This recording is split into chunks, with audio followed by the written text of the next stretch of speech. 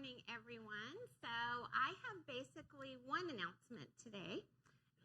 First of all, sorry, it's me again. I don't want it to be me either. So if you're thinking, oh, dang, it's Jana, well, feeling's the same. I want to tell you guys a little bit about what's going on with Russ. But before I go into it, I want you to hear me clearly. I really think he's going to be okay now. And he's doing much better. So I don't want what I'm about to say to scare you because he's looking better and he's doing better. But here's the story. About 4 weeks ago or so, he started feeling kind of down and low. And, I talked to you guys about that. I told you I think a lot of it was because of what I went through and what I took him through on my journey. And he was strong and propped me up for a long time. And I think the other part is just, what ministry does over the years. It's just, it kind of wears on you after a while. So after that, then he started having lower back pain. Then that wasn't enough, so it turned into sciatica and went all down his leg. And we got pain pills and muscle relaxers, and they worked really well. And he wanted to go to Cabo, so we did, and he was doing pretty well. And the plan was for me to leave Cabo, for me to stay a week and then leave, and for him to stay the next week by himself. And I had planned for a year to take my aunt to a reunion. So I came back because he was doing well. He was doing well. Before I left, though, we were afraid he might run out of his pain pills.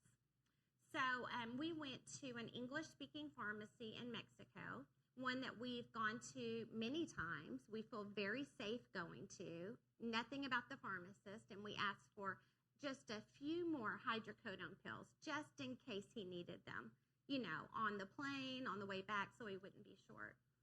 All we can figure out, you guys, is those hydrocodone pills were laced with something very bad.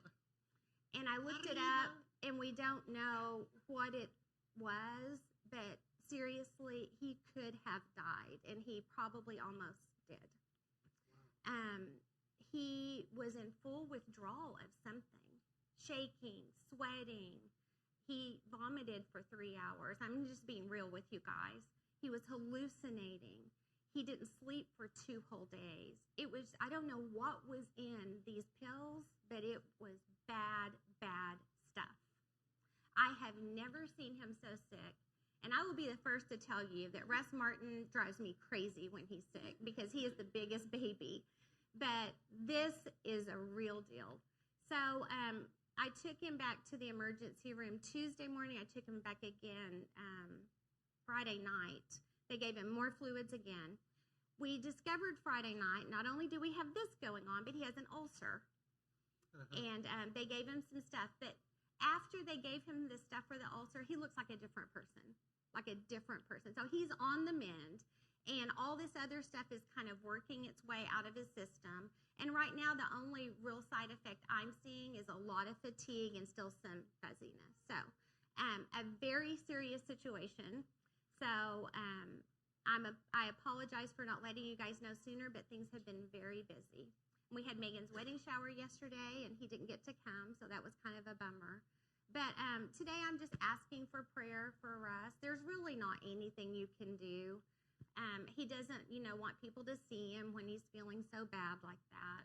But just pray for us because it's rough. I'm telling you, it is rough. And I'm telling you, Megan and Lily, when you're saying those wedding vows and it says in sickness and in health, you better mean it. Because I'm telling you, it is not easy. Because I was sitting there going, oh my gosh. And at one point he goes, I bet now you wish you'd married someone 10 years younger. And I was like, oh. Anyway, but the good news is it will not be me next week.